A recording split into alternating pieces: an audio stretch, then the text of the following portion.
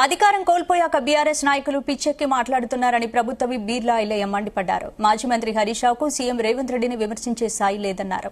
రేవంత్ రెడ్డి పాలనను చూసి ఓర్వలేక మతిభ్రమించి హరీష్ రావు మాట్లాడుతున్నారని విమర్శించారు. హరీష్ రావు నోటిని యాసిడ్తో కడుగుతాం జాగ్రత్త అంటూ బీర్లా ఐలయ్య హెచ్చరించారు. బూతులకు అంబాసిడర్ కేసీఆర్ అని గులాబీబాస్ దూషణలు హరీష్ రావుకు వినసొంపుగా ఉన్నాయా అని ప్రశ్నించారు. 10 ఏళ్ల రాష్ట్రాల్లో అప్పుల్లో ముంచెత్తింది కేసీఆర్ కాదా అని బీర్లా ఐలయ్య ప్రశ్నించారు.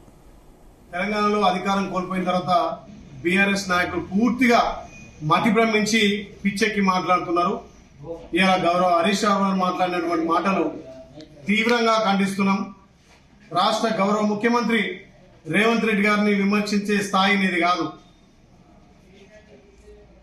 బూతు అంబాసిడర్ కేసీఆర్ తెలంగాణ యాస భాషలో ఉద్యమ సమయంలో కమ్యూనిస్టు వాళ్ళని కానీ మిత్రపక్షాలను కానీ ఒక కేంద్ర మంత్రిని పట్టుకొని రండా అంటే ఆ రోజు నీ తెలివి ఎక్కడ పోయింది, రండగాలని చెప్పి ప్రిపేర్ కాలేదు, పీక్తానికి వచ్చి ఎన్నో రకాల ముక్కలు చేస్తా అని చెప్పి మాట్లాడినటువంటి కేసీఆర్ మాటలేమో నీకు ఇనసొంపుగా ఉన్నాయి.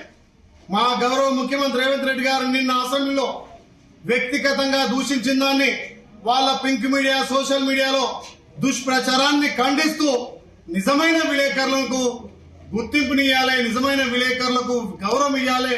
ఇలాంటి సోషల్ మీడియాలో ఫేక్ మీడియాలలో ఈ వ్యక్తిగత దూషణ వాళ్ళను చేయించి చెండాలని చెప్పి మాట్లాడిన మాటలు నీకు ఇలా దురుసుగా కానొస్తున్నాయి. హరీష్ రావు గారు 6 అడుగులు పెరిగినావు, నీకు దమాకి ముఖాలలో ఉన్నట్టుగా అనిపిస్తుంది.